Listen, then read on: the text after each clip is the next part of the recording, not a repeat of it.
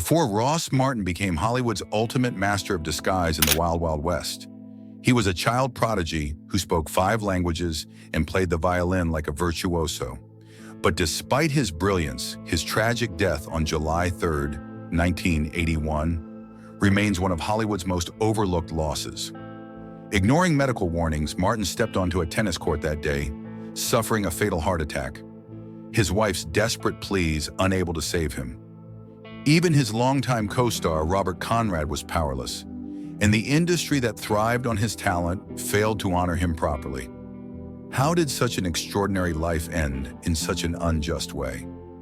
Born Martin Rosenblatt on March 22, 1920, in Grodek, now Ukraine, Ross Martin came from a Polish Jewish family facing economic hardship and rising anti-Semitism. His father, Isaac Rosenblatt, worked as a tinsmith, while his mother, Sarah Lerner, managed the household. Seeking a better life, the family emigrated to America, arriving at Ellis Island on September 18, 1920. Like many immigrants, their names were altered, and Martin's was recorded as Marcus Rosenblatt. They eventually settled in the Bronx, where he grew up in a diverse community that influenced his later career. From an early age, Martin displayed exceptional linguistic abilities. Fluent in Polish, Yiddish, and Russian before mastering English, he later learned French, Spanish, and Italian. Academically gifted, he graduated magna cum laude from City College of New York and went on to earn a law degree from George Washington University. However, his passion lay in performance. In the 1940s, he formed a comedy duo, Ross and West, with Bernie West. Their vaudeville and nightclub acts showcased Martin's comedic genius, though the partnership eventually ended. By the 1950s, Martin was thriving on Broadway, appearing in Hazel Flagg, and became a sought-after voice actor on radio programs like The Cavalcade of America and Dimension X. His versatility led to The Ross Martin Show, where he played multiple roles in a single episode. His Hollywood breakthrough came in 1955 with Conquest of Space and the 1958 sci-fi thriller The Colossus of New York. In 1959, he gained further recognition as Endamo, the charismatic sidekick in Mr. Lucky, a CBS series created by Blake Edwards. While short-lived, the show demonstrated Martin's ability to blend humor and drama, capturing Hollywood's attention. Martin's range was fully realized in the 1960s. His chilling performance as Garland Red Lynch in Experiment in Terror, 1962, earned comparisons to Anthony Perkins' Psycho villain. Conversely, he showcased his comedic flair as Baron Rolf von Stupa in The Great Race, 1965. In 1965, he landed his most iconic role as Artemus Gordon in The Wild Wild West. Far more than a sidekick, Gordon was a master of disguise, espionage, and gadgetry, with Martin personally designing over 90% of his disguises.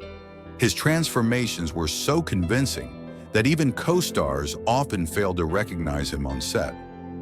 Despite his success, tragedy struck in 1968 when Martin suffered a near-fatal heart attack while filming The Wild Wild West. Doctors discovered a 95% blockage in his left coronary artery, forcing him to take a break from acting. He returned triumphantly, earning an Emmy nomination in 1969, only to see the show abruptly canceled. Over the next decade, he remained active in film and television, though his health remained fragile. On July 3, 1981, he defied medical advice and played tennis in extreme heat, suffering a fatal heart attack. His career was filled with struggles and triumphs. In 1971, producers demanded a $250,000 insurance bond due to concerns over his health, which Martin paid himself to continue working. While he had once earned $115,000 per episode during the Wild Wild West peak, by 1973, he was making just $3,000 per guest appearance. His voice acting career also suffered setbacks. He was cast in C.B. Bears, 1972, but the studio's insurers intervened, leading to his replacement. Martin quipped, "I'm the only actor fired for having a heartbeat." Between 1970 and 1981, Martin booked 87 guest roles, excelling in villainous and eccentric roles on Hawaii Five-0, The Man from UNCLE, and Love, American Style. His ability to transform himself was legendary. In the Twilight Zone episode The Four of Us Are Dying, 1960, he played a con artist capable of altering his face, improvising 4 distinct accents for the role. One of his most iconic performances came in Columbo's Suitable for Framing, 1971, where he played Dale Kingston, a smug art critic and murderer. His performance was so convincing that Peter Falk, as Columbo, momentarily broke character to mutter, "I hate this guy." Martin's personal life was equally complex.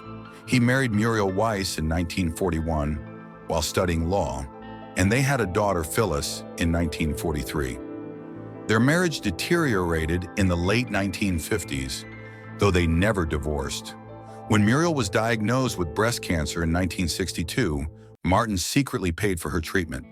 She passed away in 1965.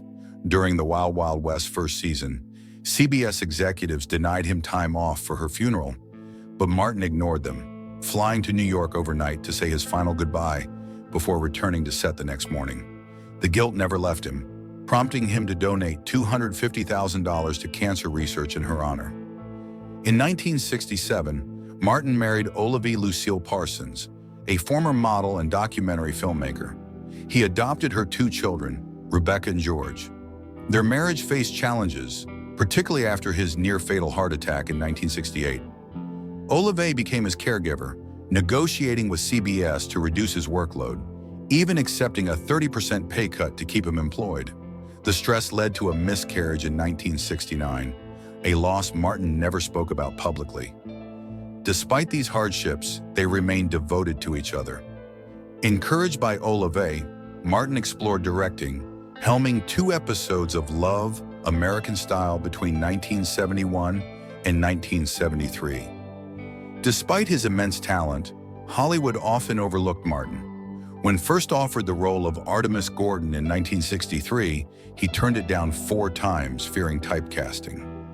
CBS was so determined to cast him that they made an unprecedented offer: $5,000 per episode, double Robert Conrad's salary, and creative control over his disguises.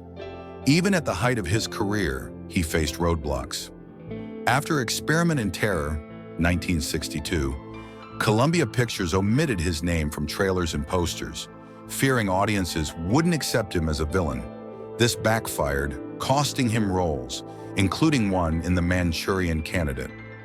On July 3, 1981, Ross Martin collapsed while playing tennis at San Vicente Tennis Ranch in California. Despite a history of heart issues, including a 1968 heart attack and 1975 quadruple bypass, he pushed himself too far.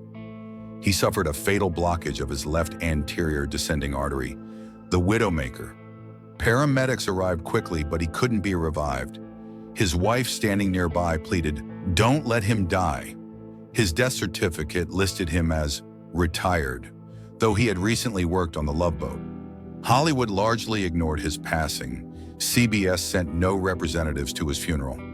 However, over 300 mourners, including Robert Conrad and Blake Edwards, attended. Fans continue to honor him, leaving tiny violins on his grave at Mount Sinai Memorial Park as a tribute to his most famous role. As film historian Leonard Maltin put it, Ross Martin didn't just die, Hollywood lost a piece of its soul that day. Thanks for watching.